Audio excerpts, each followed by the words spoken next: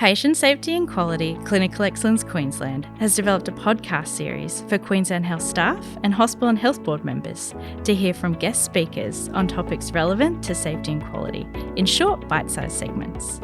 All episodes are recorded on the lands of the Yagara and Turrbal people. We respectfully acknowledge them as the traditional custodians of Meanjin and pay respects to the elders past, present and emerging.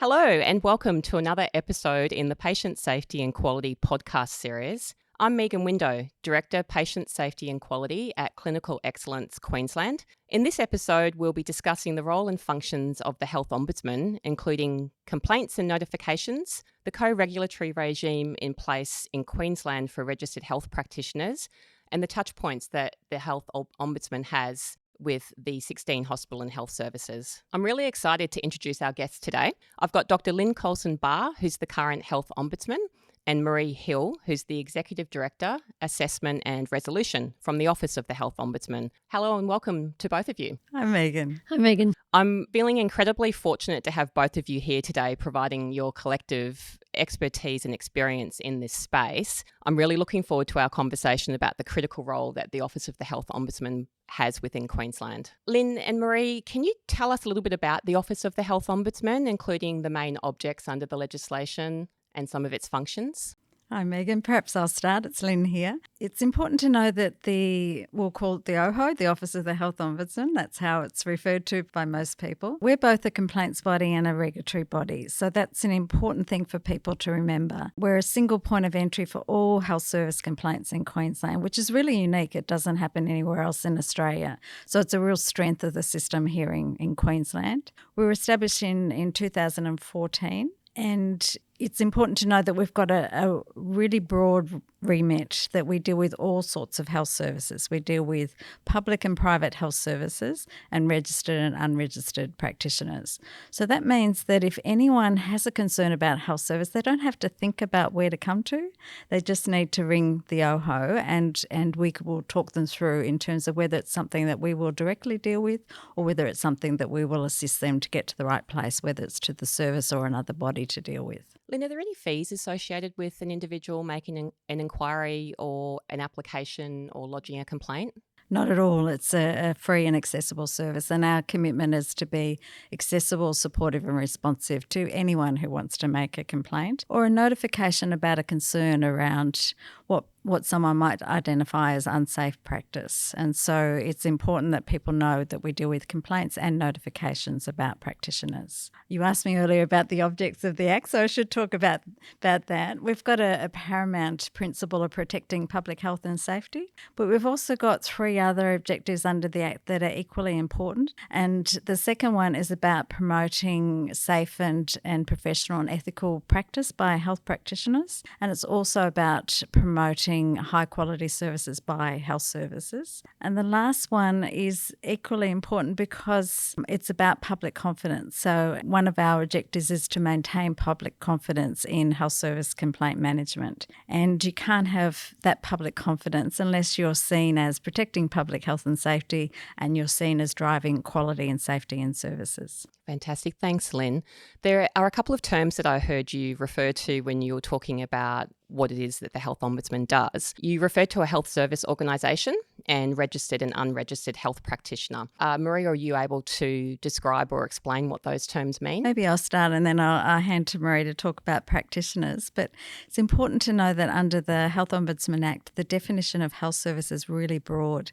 And I will read it out because it helps people to understand its breadth. A health service is a service that is or purports to be a service for maintaining, improving, restoring or managing people's health and well-being. So you can see that's really broad.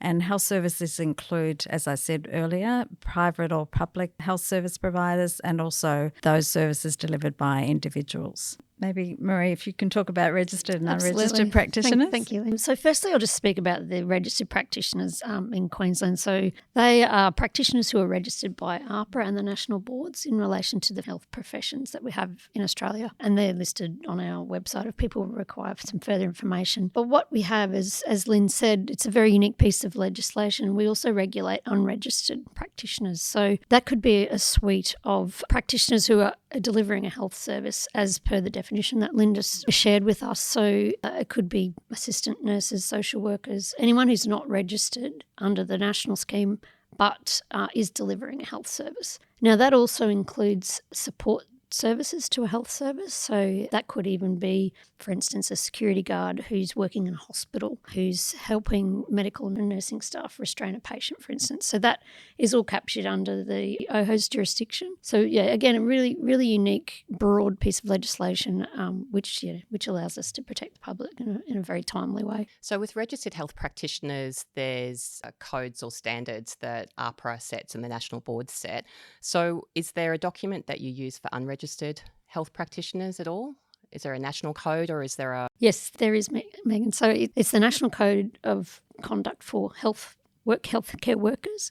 So we apply, if we receive a complaint about an unregistered practitioner, we will look at the code and the clauses that are under that code, which is on our website as well as Queensland Health's website. But we also work in tandem with our legislation where we actually can regulate unregistered practitioners, particularly if they may be posing a serious risk. So Lynne has powers as the Health Ombudsman to take immediate action for registered practitioners and unregistered practitioners if there's any concern around, providing poor service or posing a risk to public health and safety. So yeah, and the registered practitioners are governed by, the board's codes and guidelines. It's very important to recognise as well. One of the reasons the office was commenced was to manage the very serious matters about registered practitioners and unregistered practitioners, which might be professional misconduct or other serious conduct or performance issues. Okay, great. Thank you. So Lynne, you mentioned earlier that the Office of the Health Ombudsman is the single entry point in Queensland for all health service complaints. Maree, did you want to take us through the complaints process in Queensland and what that looks like?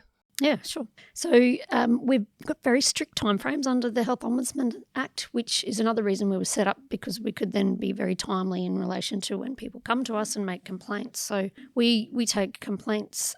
Anyone can make a complaint. We can take anonymous complaints. We also have an inquiry service, and we also have a facility where any prisoner consumer in a Queensland Correctional Centre can contact us on a dedicated prisoner phone line, and they can talk to us about health services or make inquiries and complaints. So when we do receive a complaint, we have 7 days, so 7 business days where we have to either accept that complaint and take action or potentially no further action, or we might not accept a complaint because it might be a better use of the complaints process to help a person go back to the health service and try and resolve their concerns with directly, just to try and preserve that treating relationship. But there's criteria around that. So in terms of the complaints process, very strict timeframes. If we do receive a complaint about a registered practitioner, we must jointly consider that complaint with AHPRA. So I can talk about that a little bit later on. And then the process commences. So it depends on the level of risk. It depends on a consumer or a complainant's vulnerability. We look at trauma-informed practices. We look at culturally safe approaches to complaint management and very person-centred. So we're on a journey where we are really focused on ensuring that our complaints processes don't cause harm to either consumers, complainants, or practitioners. So we have a variety of different actions under our Act. We can place a matter which is a little bit more serious into our assessment team. We've also got a very strong investigation team, and that's for the very serious matters about registered practitioners, unregistered. We've got systemics, and we've also got investigations that stem from a health service complaint. We also have resolution processes. So we've got a local resolution function, which is very valuable in trying to bring the parties together to try and resolve like a less complex complaint, and that might be in the form of an apology for the experience, explanation, refund. It depends on the situation. We have a more detailed conciliation process, so that's a privileged and confidential process where there may have been an adverse outcome for a family or consumers, and it's an opportunity in a very privileged environment for the OHO to facilitate communication and information between, say, the consumer and the complainant and the health service provider. So we work a lot with the HHSs in relation to that space. So it's a really valuable process. And we also have a referrals function where we will accept a complaint, and we may not necessarily be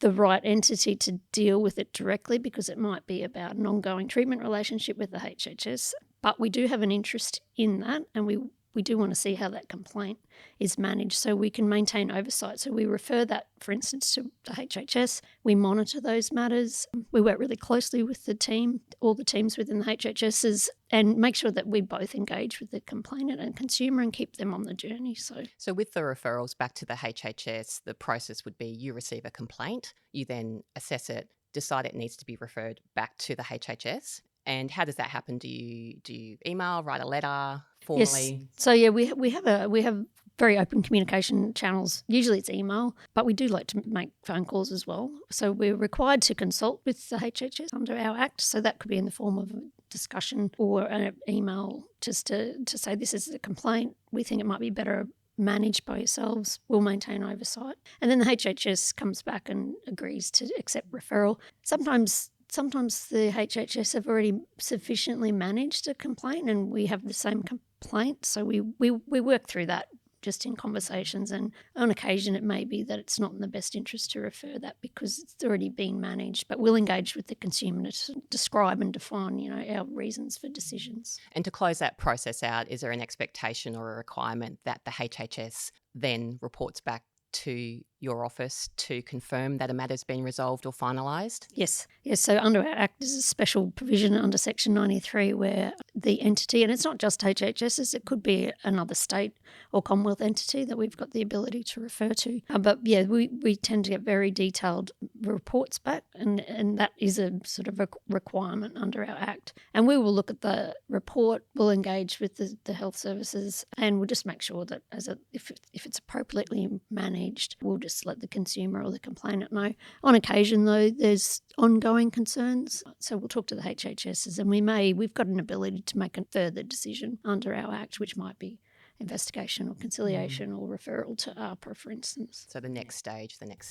Yeah, excellent. Yeah. If I can jump in there, we course, also Lynne. look at those reports for any systemic issues. We look at it, I say, with two eyes. We look at in terms of the individual resolution for the complaint, but you also look at what quality improvements have been made, what learnings have been made from the complaint, and is there any themes that are coming out from the reports that we're getting back. We do also meet regularly with many of the HHSs, particularly when we've got a number of matters on the go. So it could be Maree and one of our directors in investigations that might meet with executives of HHSs and do a bit of an update in terms of what matters we've referred to them, what matters we might have under investigation. Are there any sticking points or roadblocks?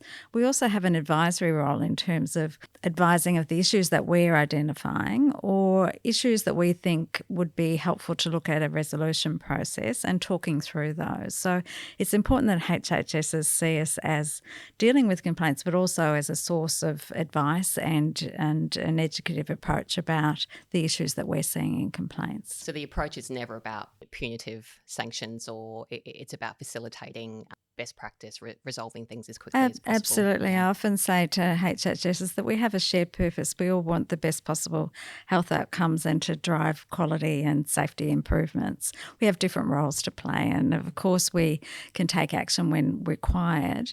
But as I said in our objectives, where our objective is also to promote high quality services, which HHS is also obliged to deliver. So we really need to see the complaints and notifications that we receive as a vital source of information that can drive quality and safety improvements. You've used the term notifications and complaints.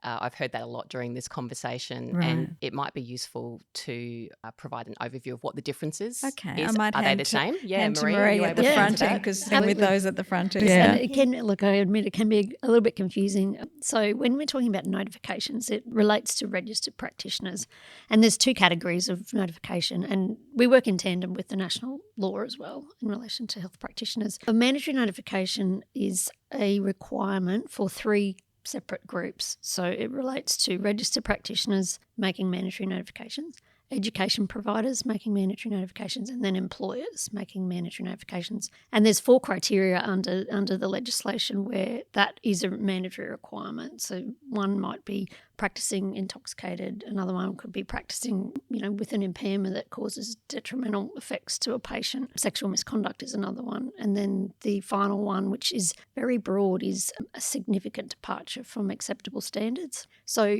it's up to the notifier to form that reasonable belief that criteria applies to a specific situation. And we get lots of calls, and I'd really encourage that as well. If an employer, a registered practitioner or an education provider, because it's in relation to students, if they want to talk through any of those sort of scenarios, we're really, really open. It's really good to just get in touch with us to bounce that around, because they're really tricky and they do impact practitioners to have a notification made about them. Voluntary notifications are just sort of in the same space as a health service complaint, but they do relate to registered practitioners. So we kind of use health service complaints and voluntary notifications interchangeably at times. But basically means anyone can make a complaint or a notification about a practitioner in relation to anything really, in relation to performance, conduct, practice, something's happening outside their practice.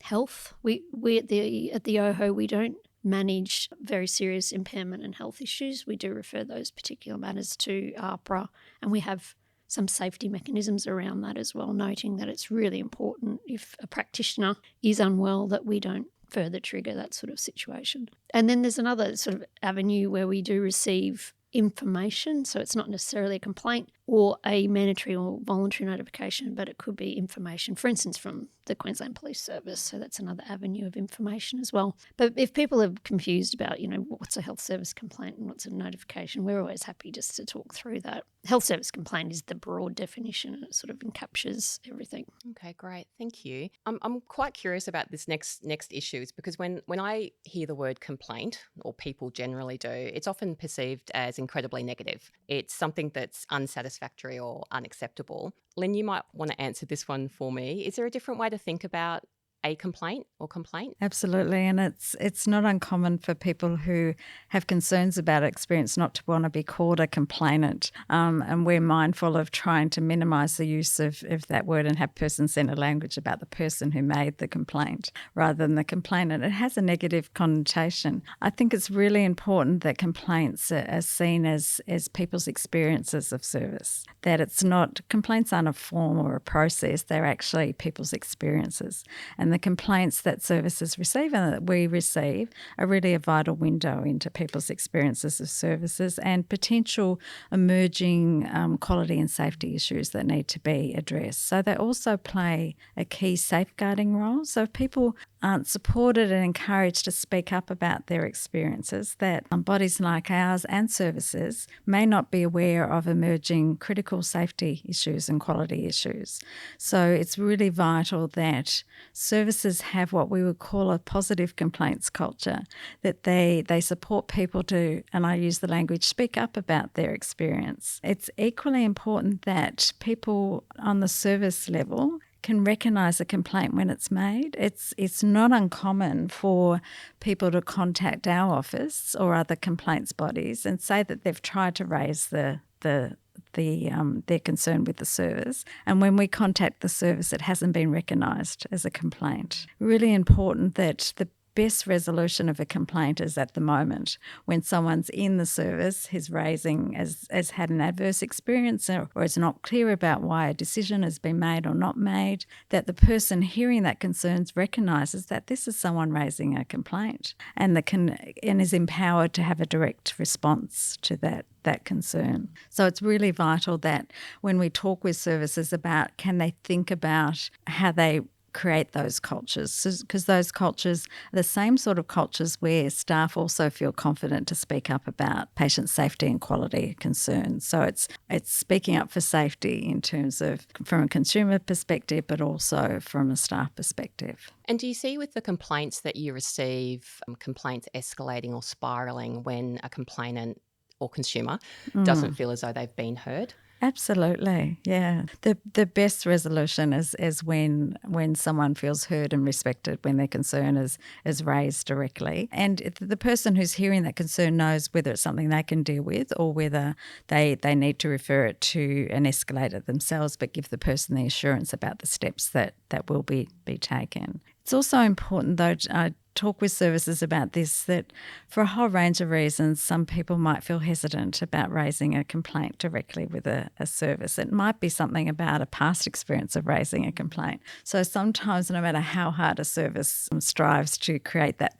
positive complaints culture, for a whole range of reasons, someone might choose to come directly to an office like ours or an independent body. And that shouldn't be seen as a failing, because there will be always a proportion of the community who feel that they need to come to an independent body. And we have a really important role when we receive those complaints of talking through with that person to see if we can support them to raise the complaint directly with the service. So at the front end of our intake line, we look at, can we do a warm transfer back to the service? There might be some complaints that we actually have to deal with directly, but wherever possible, some people just need, for instance, us being in the background to feel an assurance that they can raise the complaint directly with the service. I love that terminology, warm transfer. So that really is, I guess, humanising the complaints process and facilitating, that complainant to talk directly with the service or the practitioner. Yeah, sometimes it's having the name,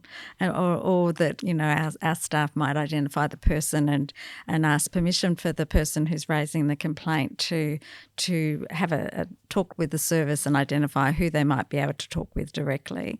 And that can be people that give them the confidence and assurance to go down that journey. And they always know that we're in the background, that if it doesn't work out for them, or if they still have concerns, that they can come back and raise their concern with us. So complaints, if we reframe it, I mean, it's really an opportunity for improvement and potentially change, and an opportunity for people to be heard and to share their experience. Absolutely. They need to be seen as a vital part of the quality and safety improvement system. So from a HHS level, from executive and the board's consideration, they need to see numbers of complaints as vital insights into what's happening in their service and potential areas of attention. Numbers of complaints shouldn't be seen negatively. The concern would be if you're seeing the same types of complaints again and again, and there hasn't been consideration about what might be sitting underneath this complaint that could require a quality improvement action.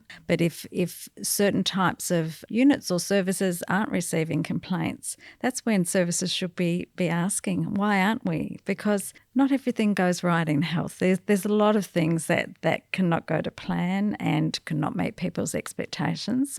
So you want numbers of complaints to give you that insight in terms of what people's experiences are. We know that for every person who makes a complaint, there's many others who don't. And so you need to value those people that do speak up for the information that they're giving.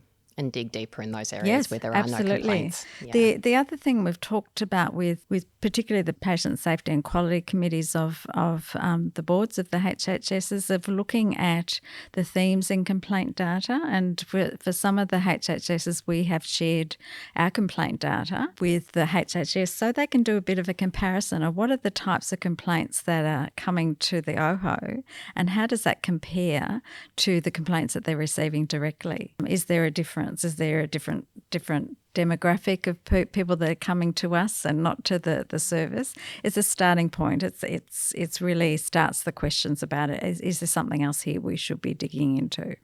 It's a fantastic initiative. So I guess the power of data, absolutely driving change and a sharing of information. There's one question I wanted to ask about the co-regulatory arrangement in Queensland, and Lynne, you touched on that earlier. Maree, I was wondering if you wanted to speak to, in a little bit more detail, the uniqueness of the Queensland co-regulatory arrangement. Definitely. Thanks, Megan. So I think it was in 2021, 6th of December, we introduced joint consideration with AHPRA. So it's a unique model because it's different to the other jurisdictions where there's health complaints entities and AHPRA, or in New South Wales it's slightly different again. They've got the health councils. So essentially it was introduced, joint consideration was introduced for a few reasons. One of the two main reasons were to encourage a really timely response to notifications and complaints about registered practitioners. And the second one was to obtain early clinical advice from AHPRA and sometimes the boards in relation to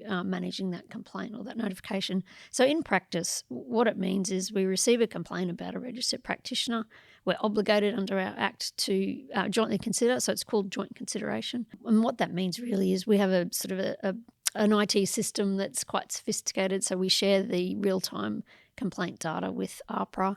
And then there is a 5 business day window where AHPRA has a look at the information. They might have a regulatory expert, they might have a professional officer who are employed by AHPRA look at the information, and it's really around performance, conduct and health issues. And they have different sort of areas that deal with these. And so what the purpose is to try and achieve an agreement on which entity is the best to manage the matter, or if it's appropriate to take no further action as well. So if it's a serious matter or if it's an opportunity for resolution, the OHO will retain that. Sometimes we'll also refer to under a section in our Act that we spoke about earlier. If it's sort of mid-range performance or conduct and it's not professional misconduct, or if it's impairment or health issues, those matters will be referred to AHPRA. So essentially the two entities need to agree on what's the best approach in managing the matter. And we do receive early clinical advice on particular performance matters, which is really, really useful. It helps us both as entities work together to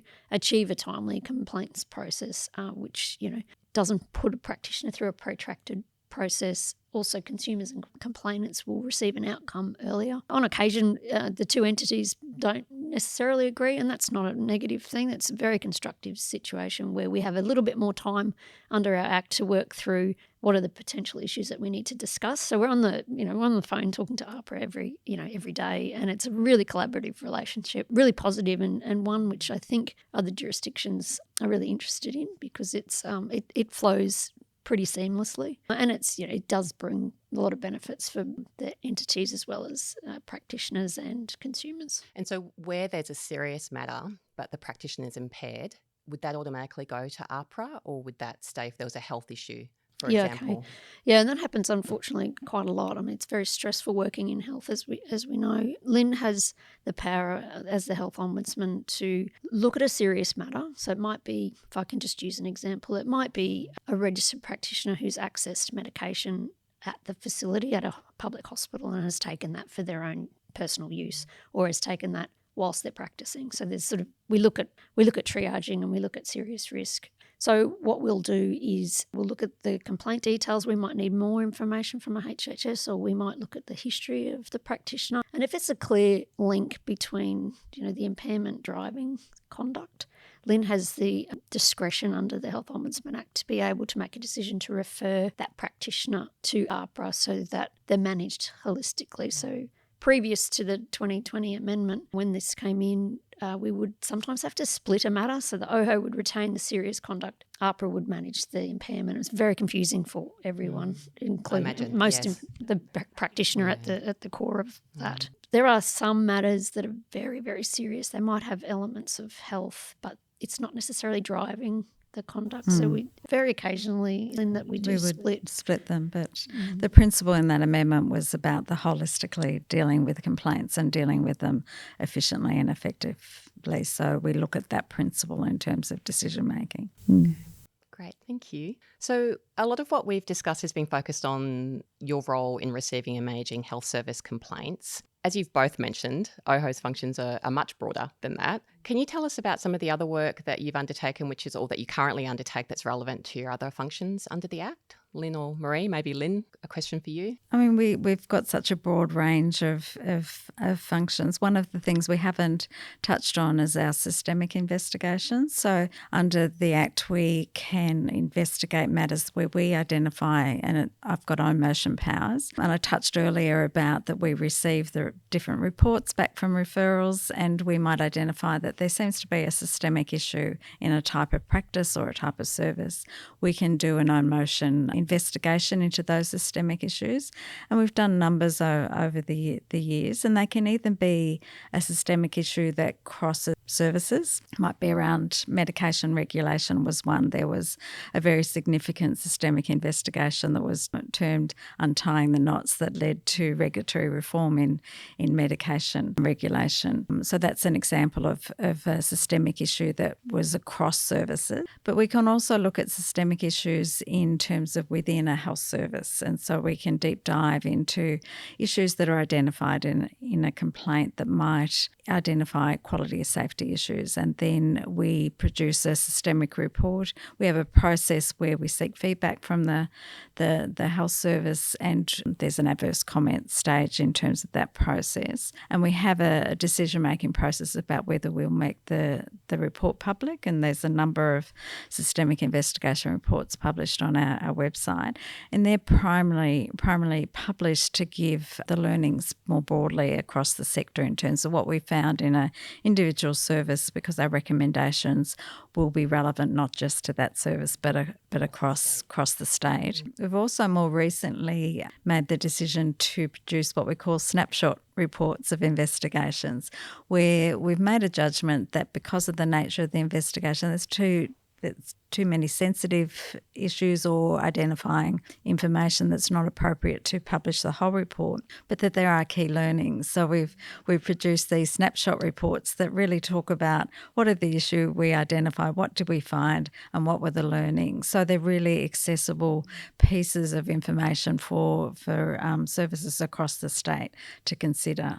You touched earlier on data sharing and I guess kind of using data in a different way, in a more beneficial way. What are the touch points with the hospital and health services in terms of what is it that you're doing at the moment that might be of, I guess, broader benefit with your engagement with the hospital and health services in terms of data sharing, engagement with them, training, all of those things? Right. Yeah. We have so many different touch points with the hospital and health services. As you say, we can provide education and training, and we can do that by request. And so we have a number of the HHSs request us to provide training or information about, it might be understanding our role in the regulatory system in Queensland, or it might be more granular in terms of how to effectively respond to complaints. And so we can do a whole broad range of education programs, either for a particular subset of services or particular professional group.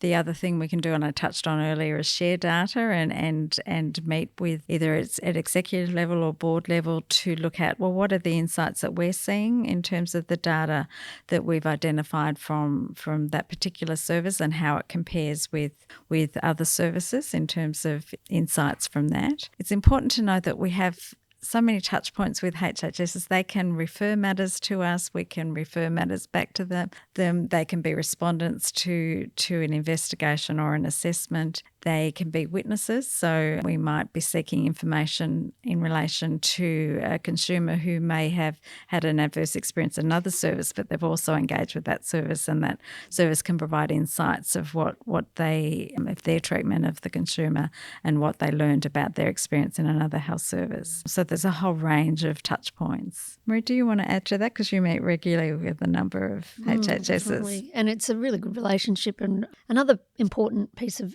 information that we share is data in relation to our prisoner consumer population. And so we work closely with the Office of Prisoner Health and Wellbeing, and we share quarterly data with them, and they will have a look at the trends and the issues. And obviously it's all de-identified, and then they can sort of see which facilities might need a little bit more assistance in terms of providing health services to that group as well, noting that they're in a vulnerable sort of situation. There's the kind of quarterly more formal catch-ups, but there's definitely the ongoing case discussions has been a really important initiative that we have, because it's not only like getting to know the staff and the executives, it's just about trying, like Lynne said earlier, trying to achieve the best resolution for people involved in that complaint. If I can add to that, it's yes, really important that we understand the context of the service delivery. And so we do visits. We've had a number of visits in far north Queensland to the HHSs there to really understand the context and the challenges of delivering services in those regions. But when we're engaging with HHSs, we really want to understand their particular challenges so that we're mindful of those when we're dealing with complaints and issues that are raised with us, that we understand that context. The other thing I often like to speak to services about and we do try and visit services, is to also ask what they're proud about, because often, when they're engaging with us, we're dealing with the issues and the complaints, but understanding the initiatives and the important quality improvements that services are dealing, that's important contextual information for us to know about. And it might be relevant for when we're making a referral or we're looking at a resolution option if we're aware of some initiatives that they've already got in place. So we try and weave that into our conversation, so we're not only talking about the issues that are emerging, but what are the positive developments that we should also be aware of. Yeah, for every negative, there's usually a positive or some change or improvement that's on its way. Absolutely, and it's so important for us to see and to hear about the quality improvements that are made as a result of complaints and to track them down and to see the difference that that's made. Yeah, it's interesting because I think sometimes when you're not working in this area every day and you're listening to, I guess, the abstract of processes and how you manage things, it's difficult to look like to I guess figure out how that actually works in practice. Are you able to provide us with an example of a complaint and how that's been managed by the Office of the Health Ombudsman? Yes, I can take that, Lynne. So it's just going through sort of particular experiences or a complainant or a consumer's journey can be distressing. We see a lot of things that where healthcare hasn't quite gone the way that we would have liked it. And it, like Lynne said, it's the nature of healthcare and it's very technical, and we're seeing more and more complex matters come through to us, so clinically complex matters as well. Probably one of the best examples to take you through is just a broad example of, for instance, if a patient has been in a hospital, public hospital we'll say, and there's been an adverse outcome, or for instance they may have suffered with a healthcare related death, that we might receive that complaint from the family. We might also have that information shared with us by the coroner. And as I said earlier, we really try and understand the trauma that someone's been through in that sort of situation. So what we would ordinarily do with a case like that is we would place the complaint into the assessment function, and our officers are very skilled in relation to trauma-informed practices. So we would engage with the family if they were the people who came to us. And we do try very much, even if we have information received from a government entity like the coroner, we try to engage the family in a sensitive way as well. So we've got pretty strict timeframes under our assessment function as well, which is 22 days and then an extension of 44 days. So we have a lot of sort of work to do in that space. And then at the end of the assessment, we might gather information from the HHS. We've got powers to require records and that sort of thing. We'd get a submission as well. We might need to refer a little element to the HHS because they might be investigating, so we make sure that we are collaborative in our approaches. But the most meaningful function then is to progress the matter into the conciliation team, which I briefly mentioned earlier, where that family might, when they're ready, they might want to engage with the service in a facilitated, confidential way, where they may seek answers or responses to what happened, like explanations. They might receive an apology, which is always very, very important to hear. And it's very important, and we talk to our staff a lot about that the strength of an apology for the experience that person has had is very critical. There might be policy change as well. Something might have gone wrong in terms of a systemic issue. So that can be teased out within the conciliation as well. So that's sort of a journey from front to the end. Having said that, at any point we can make a decision, like we might do a investigation as well. Conciliation might be popped on hold until that investigation's completed. So, and what kind of support's provided to the practitioner? If a complaint relates to a practitioner, are there supports available within your office? These kinds of complaints are traumatic for the consumer and their family, but also for practitioners, they can take these complaints very personally. We as best we can, we try and provide that support through our complaints process. So we've got very high-level staff who do engage with practitioners. There is a point to raise, though, in sometimes if there is a complaint about a registered practitioner or an unregistered practitioner and it needs to go into our investigation team, for instance, protecting a practitioner, we might not let them know at the front end that there is a complaint. So we work very closely with the HHS around that, because sometimes the HHS knows that the notifications come to us, but the practitioner doesn't know. And that's because we need to progress an investigation. But at some point when we do let the practitioner know, we make sure that they've got supports, or we talk through the processes as best we can in a person-centred way. Okay, great. Thank you.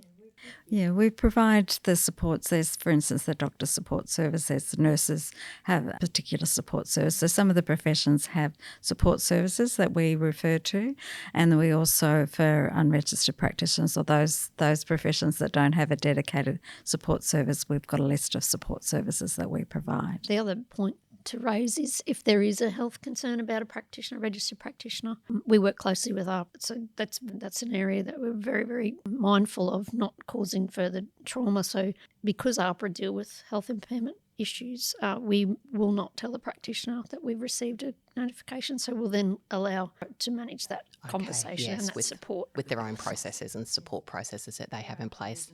Yeah.